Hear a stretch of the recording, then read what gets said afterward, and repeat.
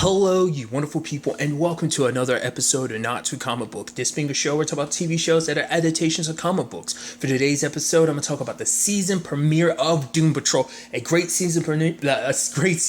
A lot of really interesting things went down in this episode, so let's break it down.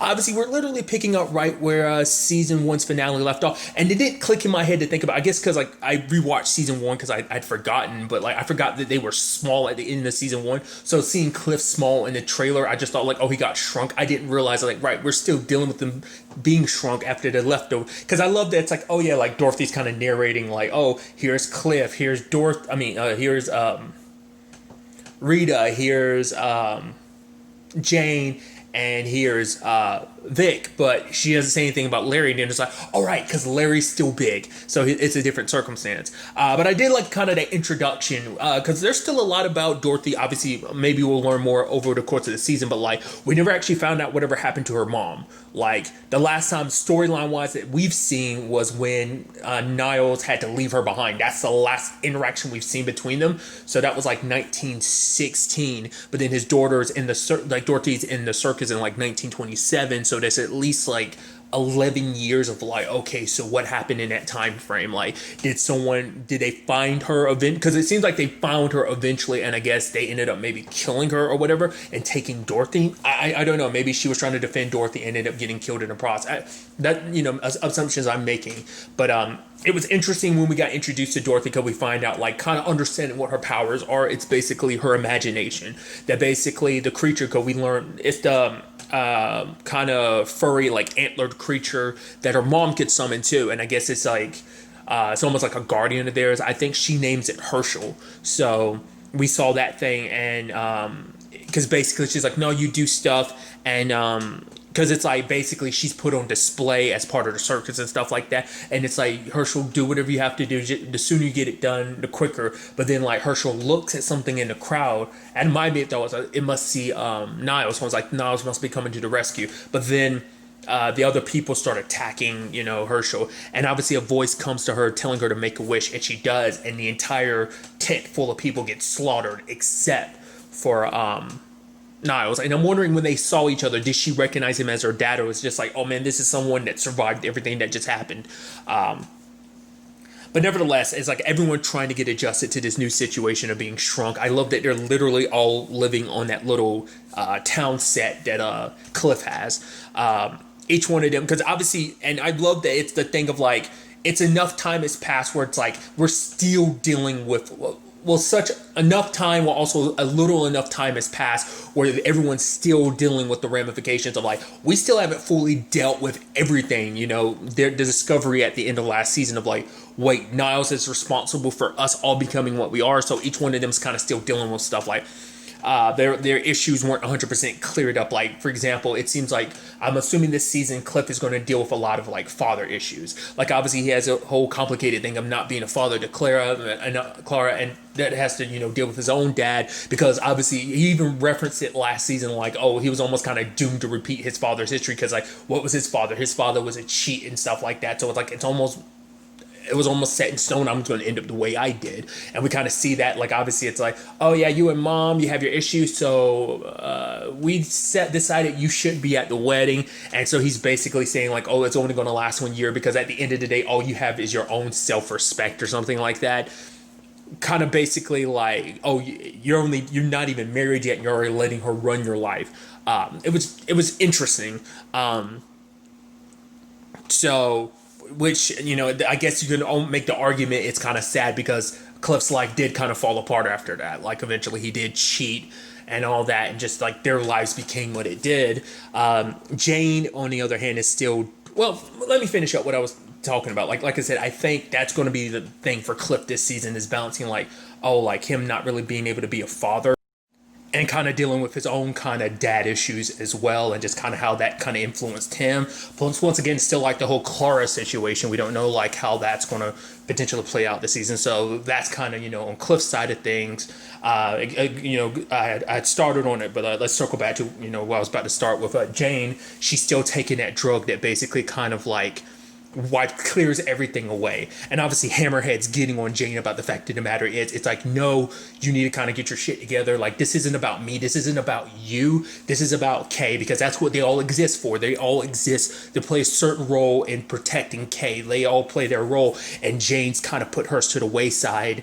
And because she's, dealing with her own stuff. I mean, especially because, like, the person she looked after, who she thought looked after her, the person she thought cared about her, turns out he made her what she is. So she's kind of even more broken now than, she was before. And there was even a sign that was like, oh, time for a change. And she was screaming, like, who wrote that? Who wrote that? And no one confessed to it. And I think that's kind of an interesting plot they've set up. I'll go ahead and be skipping around a little bit in that, but I like what they set up with Jane, because, like, when they see the rats later on, and it's like the older rat, like, eats the baby rat and everything, and it, like, the weakest one, and then she starts thinking, like, oh, because of the weakest one, they devour it. And I'm like, so she's kind of thinking, like, oh, soon enough, like, the other personalities are going to just get rid of me. Because Jane came about because Miranda was initially, like, the role that Jane plays, that's what Miranda was, until Miranda went to the well. Everything kind of went the way it did, and Miranda kind of fell apart. So Jane had to kind of step up. So it's like, Jane's like, basically she knows that if she doesn't do this, the other personalities are going to devour her and rip her apart. So she's going to become like the next Miranda, and then someone else is going to have to, maybe a new Jane is, someone else is going to, either one of the other personalities will step up, but more likely than anything, a new personality will exist to fill in a role. So instead of it just being 64 in total, it's going to be like 65. It makes me wonder about something like that. But I just thought that was kind of a fascinating thing. Vic is still dealing with the aftermath of, like, not being able to trust himself, his own dad. Well, because one, now he knows, like, his dad was behind, him becoming cyborg and everything, and the lies and the manipulated memories. So he still doesn't know what's real and what's not, because for him, he's just thinking, like, he fell into, Mr. Nobody's traps last season, so he's constantly on edge, worried about it, and he's having these nightmares. And even Rita was like, you think, no, we don't know about it, but we hear you screaming. She's like, you help me and I'll help you, because, like, she wants to do the whole hero thing this season, because she wants to help people out. He's like, you want to be a superhero? She's like, what? No. And it's like, she kind of does, because I think for Rita, she spent so much of her life kind of being selfish that she wants to kind of give back. It's like, I'm kind of decently good at this, and I could be better at it, and it could do so much, I think, to kind of make up for all those years of selfishness. And it's so interesting because the way they set up this season so far, she's the only one that hasn't really had to, like, deal, like she kind of dealt with a lot of her stuff last season, so I'm thinking, like, she's kind of pushed. Who knows, going forward we might see more of that, but it's like, it was literally everyone else kind of dealing with their past except for her. But her, like I said, her doing the whole superhero thing is her dealing with her past. Because even Larry, it's like, yeah, he dealt with the whole John situation. He dealt with the situation with his wife. But now it's like, the spirit is showing him, like, his kids, because there was, like, a distinct memory of, like, oh, yeah, his son showed up. It's like, oh, yeah, I made this makeshift, like, jet from the one that you were going to go into space with. And it's like he put, like, the rocket aspect of it in the wrong place. And he, him being so OCD, he was like, no, like, it needs to be here. And he's like, oh, but I wanted it this way. He's like, yeah, I'm going to show you how to do it the right way. Go get some materials, and we're going to start from scratch. And his wife is like, he wanted to do that because he wanted to show you, like, how, great he thinks you are. And he's like, yeah, I'm going to show him the right way. And it's like, that's so interesting, because I think for Larry, he's all about control, because so much of his life, he kind of, like, was very OCD about. He kind of compartmentalized so much, and obviously we saw aspects of this last season, but only from, like, the marriage perspective. We never saw, like, the effect what the effect him as a person had on his kids. Like, so I think this season we're going to get a good look at that. Because even he said, like, he couldn't do anything for his wife, because that came up last season about, like, oh, what about your children? He's like, yeah, the fact of the matter is, what good am I to kind of jump into their lives now? Because, and now it seems like in the grand scheme of things, he might end up regretting it. Because to be fair, it's like, they were older when their mom died, because Larry had brought it up last season that she died in 89 from cancer. So, like, they were older, but still, it's kind of like they went most of their, almost the entirety of their lives without their dad, because they were little kids when, what happened to, him happened. So he's looked into his kids, but he never, like, kept up with them, because he's like, I can't be in their life. Especially last season, because in the past, 6+ decades, like, he's been very, like, self-hating himself, so a lot of like resentment and stuff like that. So he wasn't in a position to really be there for them, obviously, So he, prepared things a little bit before John passed and everything. But like, I think this is going to be an interesting element, especially because, bouncing around, sadly, one of his sons died at the end of the episode. So it's like, he only has one son left, so it's just a thing of like, what are you going to do about it? Because the spirit was trying to warn him, because it gave him that time with John, and it kind of did a similar thing with his son, because it's like, oh, were you not proud of me? He's like, no, I was definitely proud of you, son. And it's like, and it looks like there was like a whole bunch of pill bottles and stuff like that, so it looks like one of his sons killed himself. We don't really know the ins and outs, because the article, which a little bit I was glimpsing at, just said like, oh, he passed away at like 60. I did like the whole situation where Cliff is walking away with Cheese, and he's like, yeah, she's like, Dorothy's like, are you going to go feed the rats? He's like, yeah, sure. No, you have to stay here. So he's like, come on, you little bastards. And one of the rats comes out and he like uppercuts it. I was like, oh, okay. Especially because now that I've rewatched season 1, because when I watched the trailer, I was like, oh, it must be, because I think I said Captain Whiskers, it's Admiral Whiskers. I thought it was him, but it's like, oh no, him and Admiral Whiskers died when they blew everything up at the end of season 1. So it's just random rats he's kind of like getting pissed at, because it's his way to kind of give a little comeuppance to them for like everything that went down. It's kind of like a middle finger, because he can't do anything to Captain Admiral Whiskers. So it's just like a little like, oh, like F all rats at this point in time, like, which when you think about it, it's like super racist when you actually break it down like that. But regardless, are very speciesist. Would that be the more appropriate term in that case? Maybe. But it even seems like he's keeping a tally. I thought he was just knocking him out. It's like, oh no, like, wait, because Dorothy later on goes to feed the rats. It's like, yeah, because wait, but you go and kill the rats. And he's like, yes, I'm not going to say that to like an 11-year-old kid. But at the same time, it's like, all the foul mouth shit you've been saying in front of her either. Like, you think that makes it better? And that's another thing too. Like, Cliff was in the car with her, like they're racing around the little track and everything. And he kind of has PTSD moment of just about like, obviously like the initial crash, which was supposed to be the one, Niles had set up to be the one that take him out, but then obviously there was the one later on set up by the Bureau that ended up killing him and his wife, and leaving their daughter without parents. So all that kind of came flooding back to him in a moment. And then also he saw Dorothy, one of her other imaginary friends, Darling.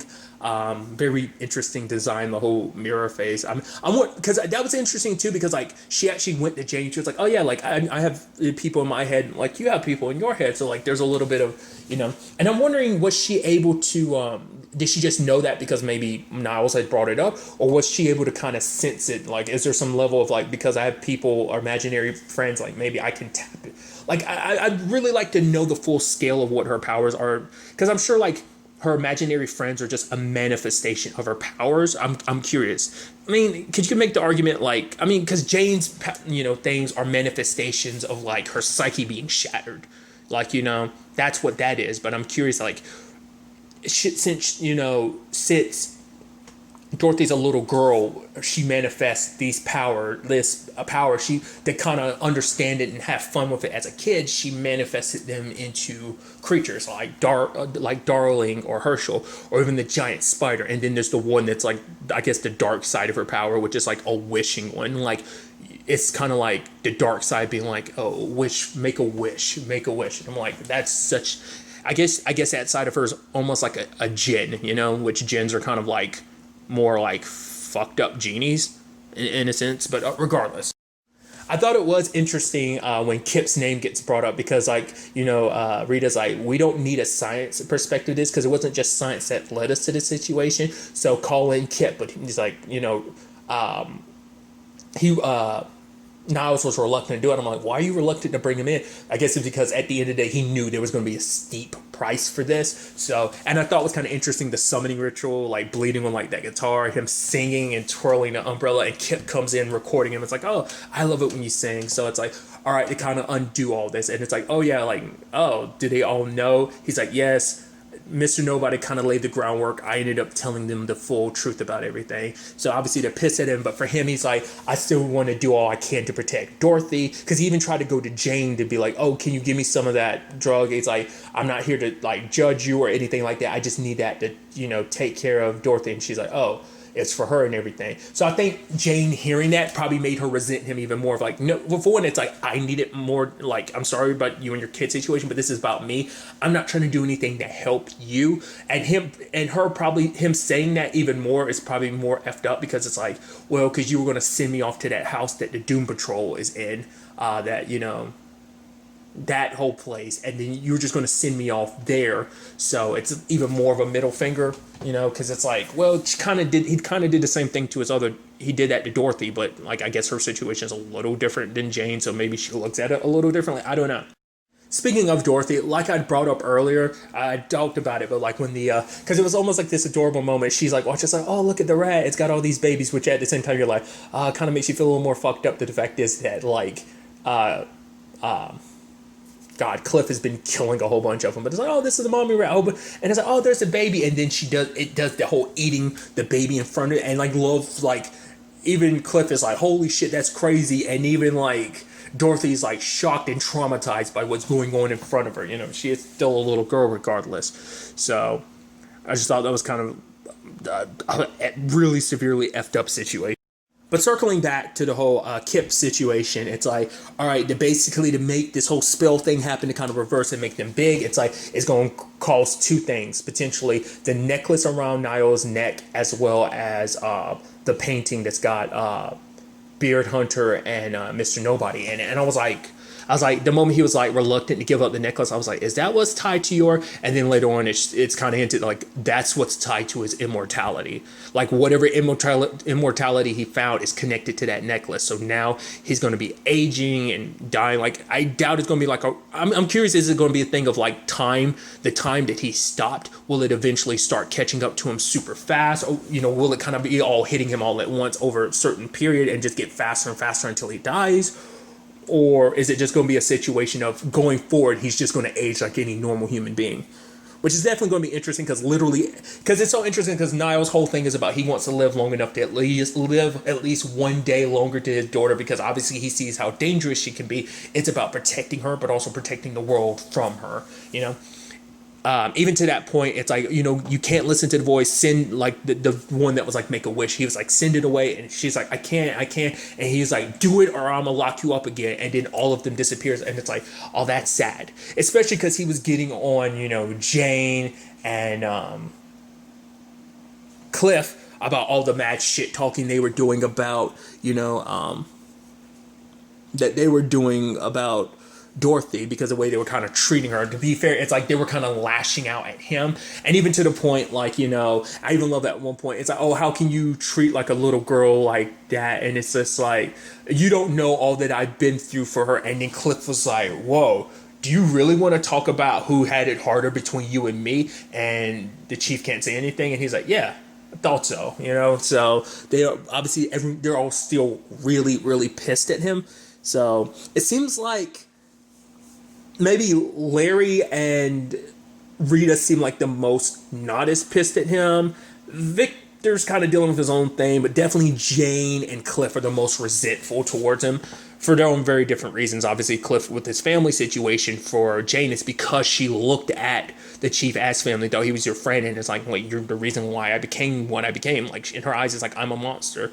Even to the point at the end, she's looking at the mirror and saying like basically fuck you to the other personalities of them, like, because like obviously like she looks in the table and the words time for a change scrawled in there, and so she like, you know, kind of doses up again, which I was also thinking like, oh, it looked like the bottle was empty, but I guess there's still some left. I was like, are you just going to straight up go like the heroin and stuff like that? Which is like, holy shit, this is going down an even darker route than, like, now rewatching season 1, you were like, holy shit, like that's a lot deeper, and like I knew it was already deep and dark, but like definitely like refreshing my memory with just how deep and dark that goes. And now it's like, oh, like she's literally using a drug to kind of compensate for her issues. I'm like, wow, that's, you know, it's a very like science fictional, like superhero like version of basically heroin or anything to kind of get high, but it's still just like that's that heavy ass thing. You know, I wasn't really expecting them to go down that route with this whole situation. Like I said, I actually completely forgot about that drug entirely. Regardless of it all, at the end of the episode, they are all back to normal size. That's great. but it still doesn't, like, now that they're back to being full size again, now they still got to deal with the ramifications of just like all their, wounds and stuff like that, because the whole conversation was coming up about, between Jane and Cliff about, like, do you want to get big again? She's like, why you think I'm kind of self-medicating and stuff like that. But obviously there's a whole situation of, like, Rita, she was using her powers, and, she was able to kind of nail it. She's like, Victor, she comes to check in on him, and he's packed up and left. So that's going to be interesting. You have Cliff dropping off all that cheese, it's like to the mouse. It's like, yeah, you got those babies and everything. I think obviously he feels regret for what he's done, but also it's like, oh, you're a mother, but also, like, I'm sure it makes him think about his own family situation. So, like I said, Larry's still dealing with the whole, like, situation with his sons and everything. So that's going to be something he's going to be diving into this season. But also Dorothy overheard the conversation between Kip and Niles about, like, oh, like, he's got to figure out that situation now about, oh, like, potentially dying thing. And obviously his daughter's asking, like, are you going to be around forever? And he's like, of course. And it's like, it's that sad thing of, like, it's so interesting because he kind of had a similar thing to, Jane, where he's like, the fact is you need someone to talk to or scream or yell at, like, I'm always going to be here for you. She's like, I wish I could go back to the time where I didn't believe that was complete and utter bullshit. So it's like, it's interesting to see kind of like a similar thing in the regard of him kind of spewing bullshit to his daughter, trying to make her feel okay, being like, oh no, of course I'm gonna be okay. Which obviously the voice is like, oh, you need to make a wish, Dad's dying. So she's like, I'm not making a wish right now. He's like, when? And she's like, soon.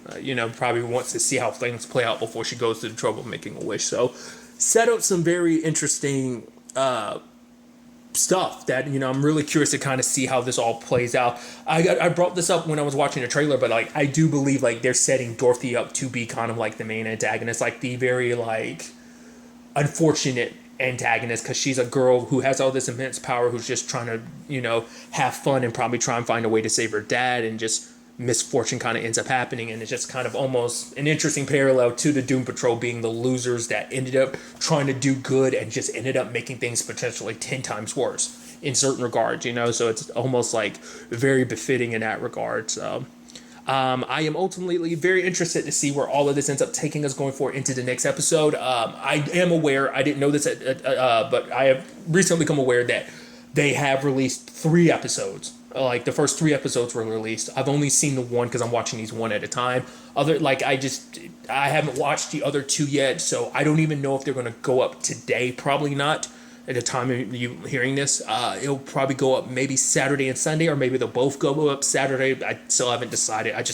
We'll see how, I don't think it's that important, but, we'll see how things kind of end up ultimately shaking out. But, yeah, like I said, still curious to see where things go going forward.